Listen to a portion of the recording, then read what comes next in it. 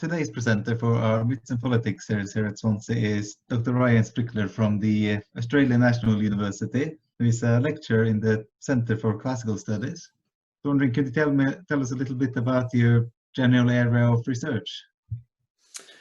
Yes. So, I just wrapped up my PhD thesis, which looked at sort of Roman, Byzantine responses to crises, especially the Persian and Arab invasions, which were part of my talk today, especially the use of apocalypticism and sort of considering, considering these crises and the sort of, the place of the Roman Empire in the broader sort of chronology of salvation history, or the history of God's interaction with humanity. It's sort of part of a larger bit of research I'm doing on religious responses to crises within the Roman Empire, broadly conceived. Mostly, I've worked on 7th century material so far, but I'm taking that progressively further back and increasingly interested in continuities between ancient Roman approaches to religion and identity to later Roman, however you want to define that, and to see what is essentially Roman that continues on, and what sort of changes does Christianity bring. So, yeah, in a nutshell, that's sort of what I'm working on now. Yeah, and thanks very much for that. And it's quite clear, I think, to us after listening to your paper, how that fits in. But could you give us a sort of quick summary of what the main points in your paper were? Yeah, so this paper, in fitting with the seminar theme, tried to look at the mythological aspect of that. So what I've called in other contexts sort of classicizing apocalypticism, of placing, the Romans within a broader, spectrum of classical history, and not only identifying with figures of the past, but seeing themselves as a continuation of that classical past, and a past that's not only sort of the polytheistic Greek past, but one in which the Christian God is active in as well. That sort of intermixing of the classical and Christian inheritance, and that's sort of what I was going for in this paper. And I considered a wide range and a wide sort of generic spread of material from court historiography and Theophylact of Macanta, who in his histories considered the Emperor Phocas as a sort of usurping figure, as a figure who brought about the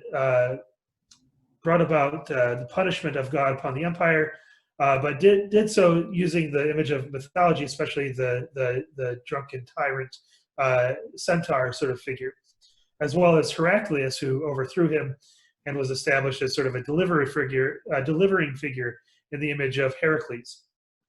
Also, court poetry with George of Pisidia, who does much the same, who considers, who uses the classical tradition, building upon that connection between Heraclius and Heracles, but also incorporates biblical material as well, establishing Heraclius as a new Daniel, for example, and placing the Persian Empire in the role of Nebuchadnezzar and the Babylonians.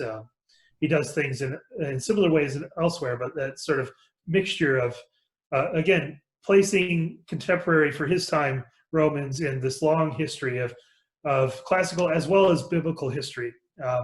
Again, not only as examples, but as continuators. And then taking it further, we considered the homilies and letters of Sophronius of Jerusalem, the 7th century patriarch who oversaw the surrender of Jerusalem and served as a witness to the advance of the Islamic invasions until that final surrender point, and provides an interesting witness to the way in which Christian Romans understood themselves in that context, as the sort of as defeat sort of edged its way towards the city, and the sort of progression into despair. But again, also seeing this as part of God's larger plan, in which God is punishing the empire in hopes of bringing about repentance, in which case the empire would be restored. And we see this same sort of mentality carried out further with the Syriac tradition, especially the Apocalypse of Pseudo-Methodius, who is writing under Islamic hegemony after Islam has taken over large parts, or the Arab invaders have taken over large parts of the Roman Empire and established sort of a state control there. Again, seeing this as a temporary case, which God would eventually redeem the Romans and restore Roman rule. And we also considered this as part of a larger Alexander tradition, which looks to the traditions of Alexander the Great, but incorporates it within a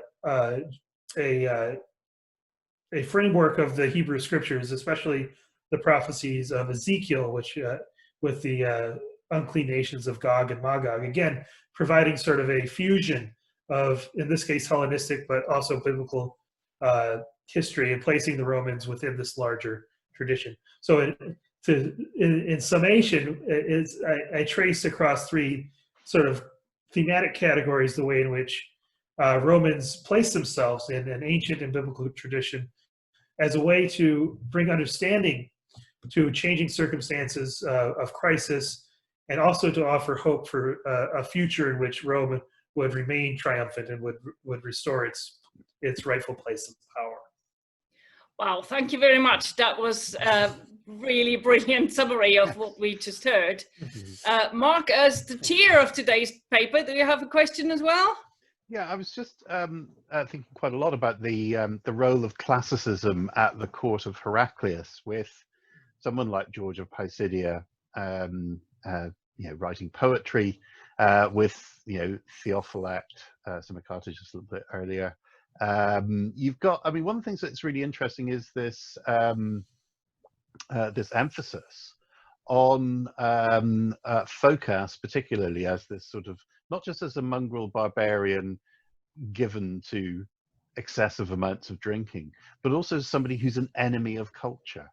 And what do you think that sort of reveals about sort of cultural aspirations in the 7th century, which, in sort of traditional views of sort of the classical tradition tends to be regarded as sort of, long after the classical ended, if you see what I mean?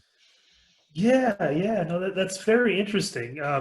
There, within those two authors, at least, George and Theophylact, Theophylact especially, who singles out, as a crime of Phocas of the suppression of the arts of philosophy and history specifically, and to make his point, he uses this Platonic dialogue with.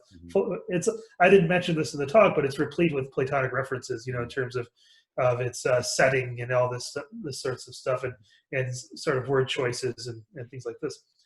Yeah, we don't have much to compare it to from earlier. I mean, we do, at least, between Maurice and Phocas. I mean, the closest comparison, the most recent comparison, I would say, would be, someone like Procopius, as far as his histories, and maybe some poetry of some of the hymnographers. But there seems to be at least, a tradition that's clinging to life, to try and maintain what they consider their own tradition, right?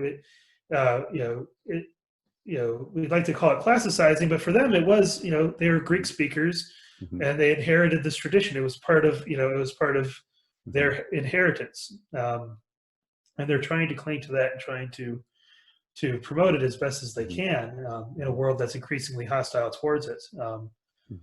So what kind of conclusions we can draw, I'm not entirely sure, but it is an interesting aspect that,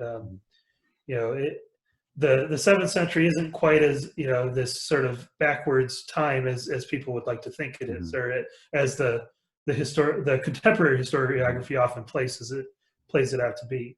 And literary, it's still, producing lots of writing in clerical and monastic circles, which themselves often make references to these classicizing tropes, if not as direct as the authors I examined today. So it does still trickle out. There is a sort of candle flame, if not a roaring fire, that maintains itself. Thank you very much. And thanks particularly also for, well, zooming across half the globe to give us your really fascinating views on this. So thanks very much, Ryan.